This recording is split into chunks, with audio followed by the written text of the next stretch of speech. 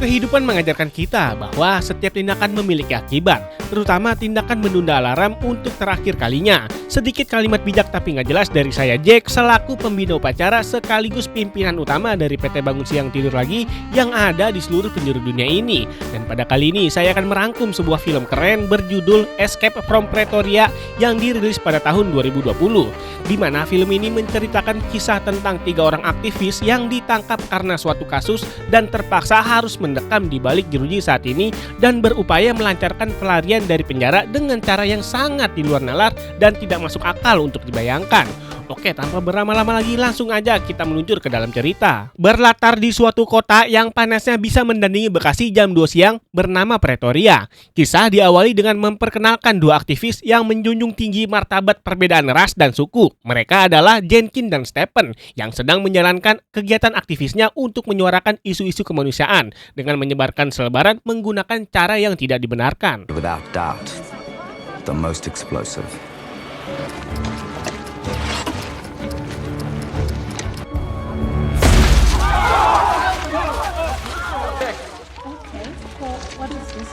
Karena tindakannya, Jenkins dan Stephen pun diringkus kepolisian setempat. Sebelum Jenkins benar-benar dijebloskan ke dalam penjara, sang kekasih yang melihatnya pun membawakan sejumlah uang sesuai permintaannya, di mana Jenkins langsung berpura-pura izin ke toilet untuk memindahkan uang tersebut ke dalam tabung kecil yang ia masukkan kembali ke dalam tempat penyimpanan di lubang mataharinya. Sebuah metode penyimpanan yang tidak akan pernah diajarkan di sekolah manapun.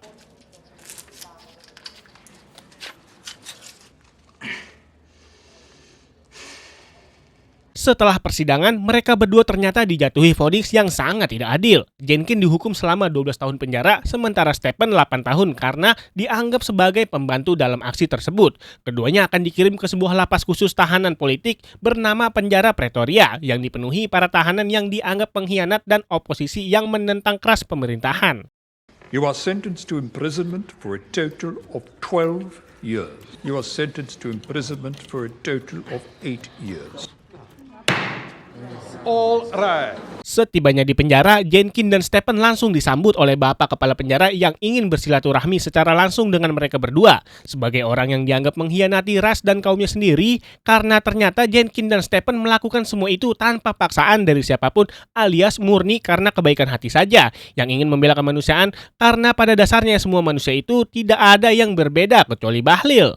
Sesampainya di dalam, Jenkins menyaksikan kenyataan bahwa penjara ini memiliki pintu dalam jumlah yang bisa bikin hitungan matematika SD kewalahan, dimulai dengan pintu otomatis, kemudian pintu-pintu lainnya yang hampir setiap ruangan terdapat pintu jeruji besi dan pintu lapis baja yang harus dibuka menggunakan kunci yang dipegang oleh sipir.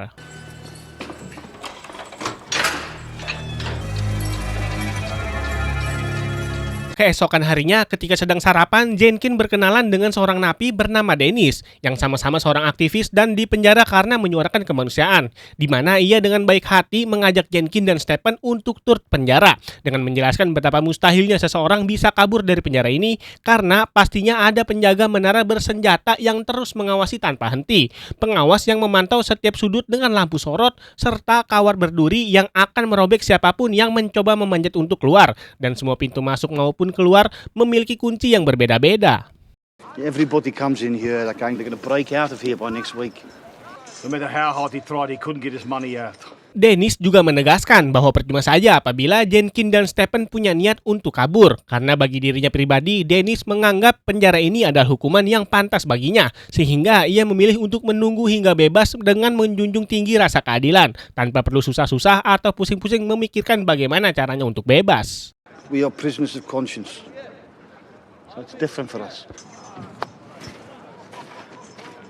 Tak lama setelah Dennis pergi, muncullah seorang napi gondrong bernama Leonard atau bisa dipanggil Leo, yang mengatakan bahwa Dennis adalah pengecut yang tidak berani mengambil resiko demi kebebasan, berbeda dengan dirinya yang masih optimis untuk bisa keluar dari penjara ini. Sehingga apabila Jenkins punya sebuah rencana untuk kabur, maka Leo akan ikut bergabung dengannya. If you're having a plan, I join you. On my way out is through the grill. You tell me when you have something. Ketika kembali ke sel, Jenkins langsung mengeluarkan tabung kecil dari dalam lubang mataharinya karena Dennis dianggap sebagai ketua para tawanan politik yang dikenal jujur dan sangat dipercaya. Maka Jenkins menitipkan uang tersebut kepada beliau dengan cara diselundupkan saat makan siang. Lantas Dennis pun menggosokkan bungkus pasta gigi tersebut untuk kemudian dimasukkan ke dalamnya. Lalu disiram menggunakan cairan yang ia buat dari lilin yang dilelehkan sehingga uang tersebut akan tersimpan dengan aman untuk waktu yang cukup lama. He was royalty. Beberapa hari telah berlalu, Jenkins terus mengusahakan ratusan ide untuk bisa kabur dari penjara.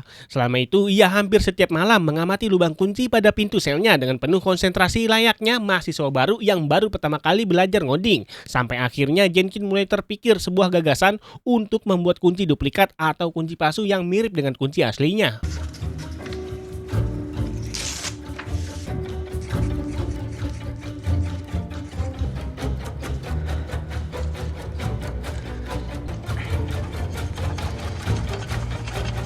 Pada saat mandi, Jenkins langsung mengutarakan idenya kepada Leo yang sebelumnya bersedia membantu apapun yang Jenkins butuhkan asalkan diajak ikut dalam rencana pelariannya. Di mana saat Jenkins berencana untuk membuat kunci duplikat dari bahan kayu, disitulah Leo mulai meragukan ide tersebut karena kayu pastinya akan mudah patah. Itulah alasannya kenapa semua kunci dibuat dari bahan logam. Namun Jenkins yang pada dasarnya otaknya setara kalkulator ilmiah pun menjawab bahwa apabila kayunya dibuat berlawanan arah dari pondasi serat alaminya, maka kayu tersebut kemungkinan besar tidak akan mudah patah hingga cukup kuat untuk membuka kunci besi. We make keys. Let's one make key with pencil and drawing paper. No, from wood. 3 minutes.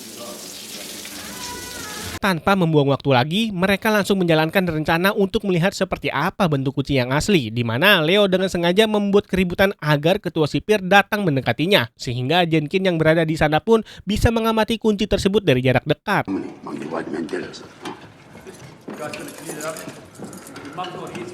Ketika kembali ke sel, Jenkins langsung membuat sketsa kunci yang sudah diamatinya. Namun karena masih kurang sedikit gambaran bagian belakang kuncinya, maka ia mau tidak mau harus curi-curi kesempatan untuk kembali mengamati kuncinya dari jarak dekat lagi, agar gambar yang ia buat bisa sangat akurat dan tidak ada kesalahan.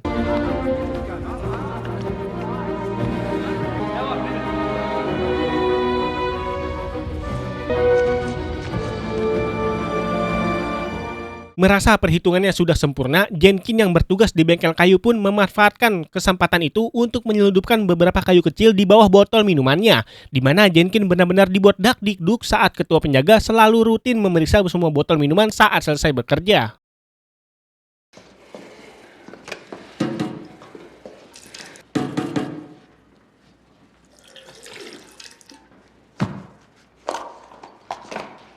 Akhirnya Jenkins berhasil menyelundupkan kayu, lem, dan amplas ke dalam selnya. Setiap malam ia bisa leluasa membuat kunci sesuai dengan sketsanya, yang kemudian ia sembunyikan di dalam tutup lampu yang ada di atasnya. Dan setelah beberapa malam dilalui, Jenkins akhirnya berhasil membuat kunci yang diharapkan dan mulai melakukan uji coba.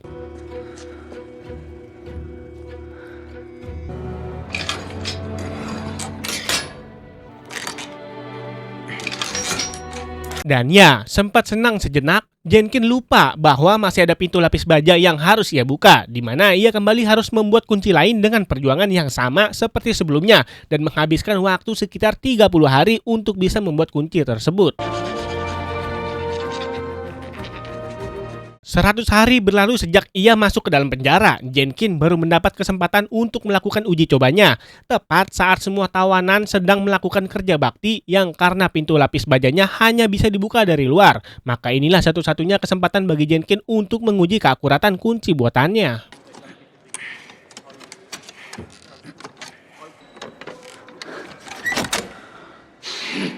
Dan ya, Jenkins berhasil membuka pintu lapis baja tersebut, tapi ia tak sengaja mematahkan kunci kayunya tepat saat penjaga datang ke sana. Namun, karena patahan kayunya masih tersangkut, Jenkins tidak punya pilihan lain selain harus mengeluarkannya dengan cepat.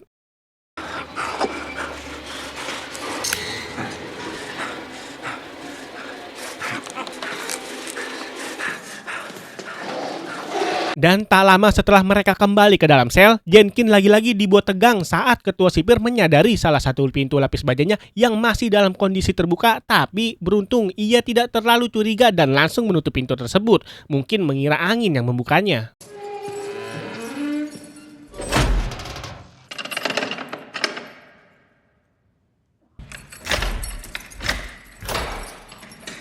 Kembali ke rencana, karena pintu bajanya hanya bisa dibuka dari luar, ia pun terfikir menggunakan benang jahit yang dibentangkan untuk membawa kunci tersebut ke dalam lubang. Namun cara itu tidak berguna ketika mereka tidak bisa memutar kuncinya, karena tangan mereka tidak cukup panjang untuk menjangkau pintu tersebut dari jendela kamar sel yang ada di sampingnya. Saat Leo sedang memegang sapu, disitulah muncul sebuah ide brilian untuk menjangkau lubang kunci menggunakan gagang sapu kayu tersebut, sehingga Jenkins tinggal mencari cara bagaimana memutar kuncinya. Dan tepat saat ia sedang bekerja di bengkel kayu, Jenkins tak sengaja melihat suatu mesin yang memberikannya inspirasi cemerlang, di mana saat ia melihat benda mirip setir yang berputar, ia pun dengan cepat membuat engsel pada ujung gagang sapu tersebut dan mulai melakukan uji coba saat malam hari itu tiba.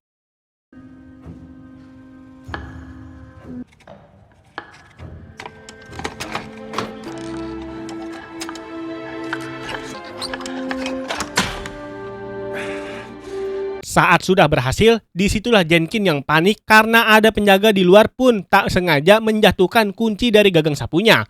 Sehingga ia yang semakin kalang kabut pun mulai berupaya mencari cara untuk mengambilnya kembali. Sampai akhirnya Jenkins teringat dengan permen karet yang biasa ia simpan dan menggunakannya sebagai perekat untuk mengambil kunci tersebut.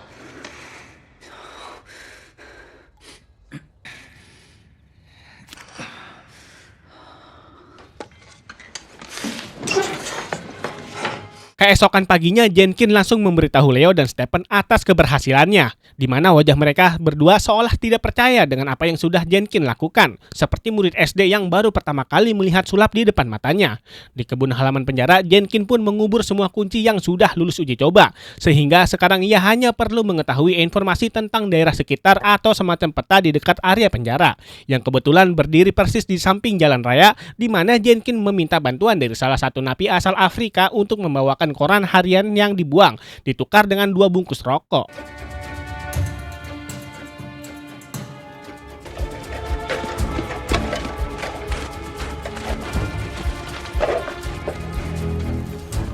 Setelah hampir 1 tahun di penjara, Jenkins telah berhasil menduplikat hampir semua pintu penjara. Sehingga tepat saat malam hari tiba, Jenkins dan Leo membentuk selimut mereka agar terlihat seperti ada orangnya yang sedang terlelap. Dan seketika mereka melakukan simulasi pelarian sekaligus menguji coba semua kunci tersebut tepat saat penjaga sedang asik membaca koran.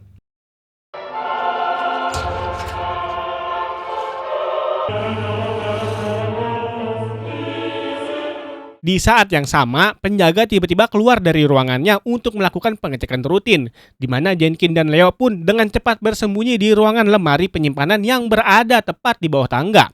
Karena pintunya tidak memiliki pegangan dari dalam, Leo hanya menggunakan sebuah mur kecil untuk menahan pintu tersebut. Sebuah solusi sederhana yang kalau dipikir-pikir lumayan nekat juga.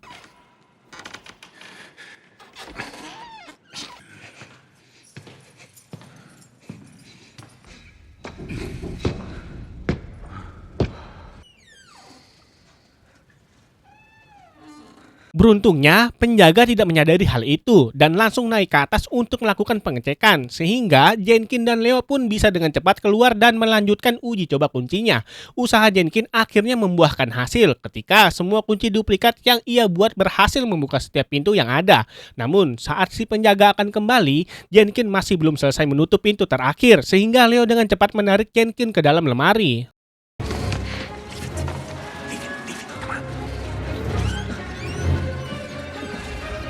Penjaga sempat menemukan tetesan keringat Jenkins di permukaan lantai, tapi beruntung beliau tidak terlalu memperdulikannya, mungkin mengiranya itu AC bocor.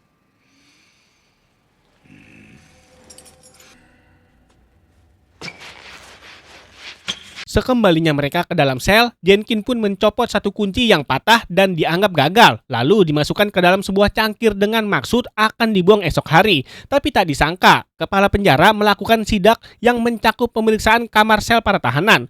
Semua barang-barang milik Jenkins pun diacak-acak sampai akhirnya kepala penjara melihat sebuah benda aneh yang cukup mencurigakan.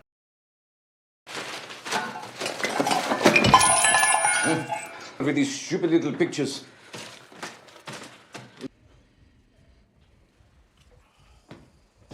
Dengan percaya dirinya yang setara pejabat saat konferensi pers, Jenkins pun mengatakan bahwa itu merupakan alat untuk meletakkan foto yang meskipun posisinya miring, si kepala penjara berhasil untuk digocek. What is this? It's for photographs, Captain. Setelah lebih dari 400 hari di penjara, dokter penjara pun menyarankan Jenkins untuk melakukan operasi pencabutan gigi. Kesempatan itu Jenkins manfaatkan untuk mengamati pintu kedua terakhir yang ternyata dibuka menggunakan tombol yang dapat membuka secara otomatis. Sama saat berada di depan pintu masuk utama, Jenkins melihat sebuah menara penjaga baru yang masih dalam tahap pembangunan, sehingga mereka harus segera kabur sebelum menara itu rampung dibangun. Tak mau memikirkan diri sendiri, Jenkins dan kawan-kawan pun berupaya mengajak Dennis dan para tahanan lain untuk ikut bergabung dengan menjelaskan bahwa dirinya sudah berhasil membuat banyak kunci untuk 15 pintu terpisah yang ada di semua sudut penjara. Namun Dennis dan para tahanan nampaknya memilih untuk tetap bertahan di sini sampai habis masa hukumannya, sekaligus terlalu khawatir mengambil resiko apabila ketahuan melarikan diri.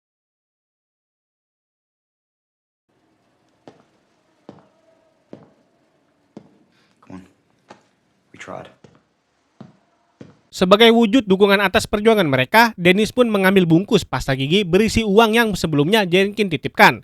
Ia melumuri bagian atasnya dengan pasta gigi asli agar terlihat masih baru dan meletakkannya tepat di atas ranjang Jenkins. Alhasil, ketika dilakukan sidak, kedua sipir pun tidak mencurigai pasta gigi tersebut.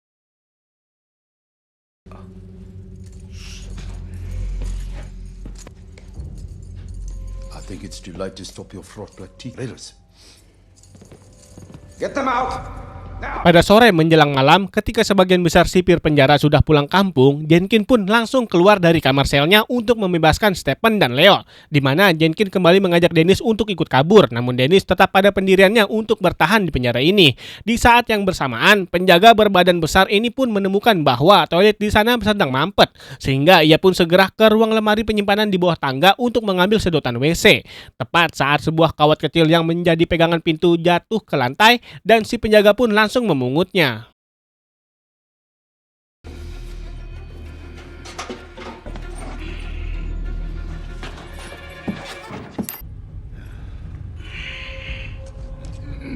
Ketika si penjaga sedang mengurusi mampet itulah, Jenkins dan kawan-kawan pun dengan cepat turun ke bawah dan bersembunyi di dalam ruang penyimpanan, tanpa tahu bahwa si penjaga akan mengembalikan sedotan tersebut ke dalam ruangan itu, di mana ketegangan pun semakin memuncak saat Jenkins kehilangan kawat pegangan pintunya, sehingga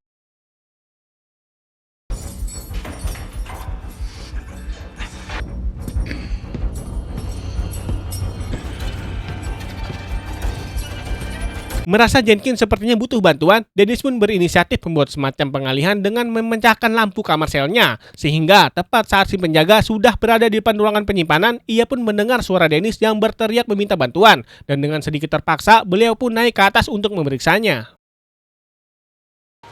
All right, enough! Tak membuang waktu lagi, Jenkins pun langsung membuka satu persatu pintu sehingga sampai di depan pintu otomatis yang dibuka menggunakan tombol khusus. Setelah dipastikan aman dari penjaga, mereka pun tiba di satu pintu yang tak satu pun dari kunci duplikat mereka dapat membukanya. Sehingga Leo merasa perlu memberikan sedikit bantuan dengan cara menekan kuncinya agak dalam. Get out the way.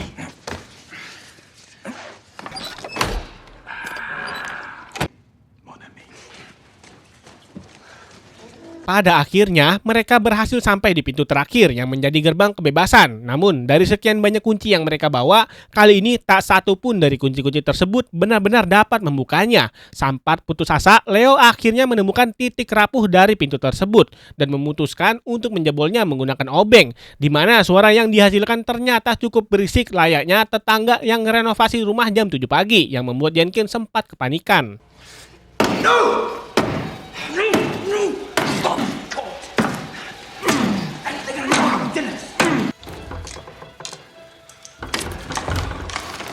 Akhirnya tinggal selangkah lagi mereka bisa menghirup udara kebebasan, tapi mereka harus menghadapi rintangan terakhir, yaitu penjaga menara bersenjata yang tidak akan segan-segan menembak mereka bertiga apabila ketahuan melarikan diri. Sempat membuang-buang waktu dengan menunggu momen yang pas, Jenkins yang tak ingin usahanya sia-sia pun memutuskan untuk bodo amat dengan berjalan tenang dan tidak gugup, disusul oleh Stephen dan Leo yang datang belakangan. Sampai akhirnya mereka berhasil keluar dari penjara tersebut.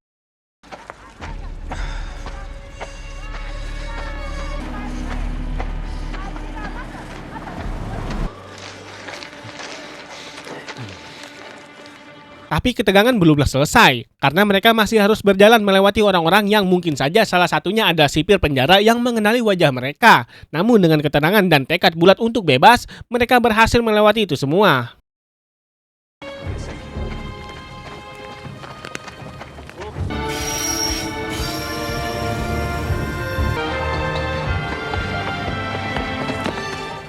Saat sudah agak jauh dari penjara, Jenkins pun meminta seorang sopir taksi untuk mengantarkan mereka pergi sejauh mungkin dari sini. Melihat uang segepok di depan muka, si sopir pun tanpa basa-basi menyuruh mereka semua untuk masuk ke dalam taksinya. Karena memang tidak ada argumen yang lebih meyakinkan dari lembaran uang di dunia ini.